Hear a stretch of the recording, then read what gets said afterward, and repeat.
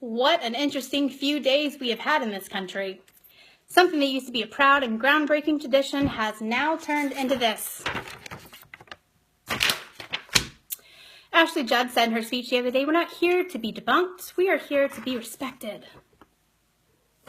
Quite the respectable women you have following you, Ashley.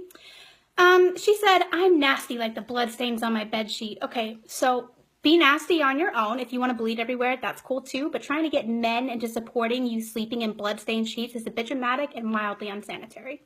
Why are pads and tampons still taxed when Viagra and Rogaine are not? Because tampons and pads you buy at a grocery store, Viagra and Rogaine you're prescribed. Is your erection really more important than protecting the secret messy part of my womanhood? Women have just as much right to keep the shedding of their uterine wall under control as men have when keeping their bonerific pride under control. Our pussies are for birthing new generations of filthy, vulgar, nasty, proud Christian Muslim. Let me hear you say, hell yeah. Hell no. My uterus is for birthing self-respecting, clothed, hardworking, and relentless children who don't whine about penis problems being more important than vagina problems. Madonna. Holy mother of what in the actual fuck is wrong with you? Did you die and somehow think that you came back with diplomatic immunity?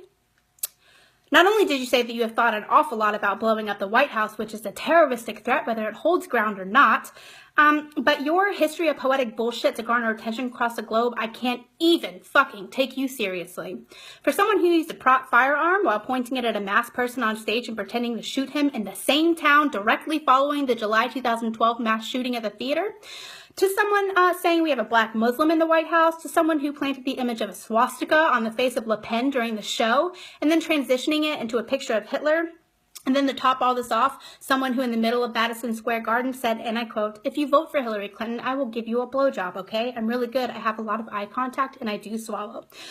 The whole "I choose love, are you with me" quote is a bit outplayed and quite frankly absurd. So no, Madonna, I'm not fucking with you. Gloria Steinem, you, ma'am, had quite the interesting speech.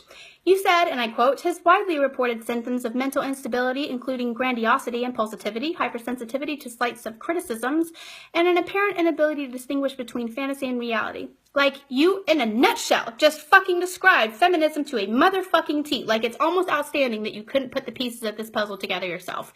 Mental instability, women getting dicked down in porn while preaching about feminism equality with a load being flown all over their face isn't mentally unstable to you?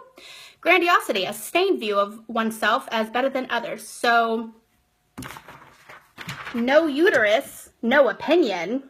Okay, so that's not a form of grandiosity. That's total equality across the board, right? Telling a man they can't have an opinion because they're not a woman makes total sense. Impulsivity. So you're telling me that none of your Girl Scouts have ever been impulsive?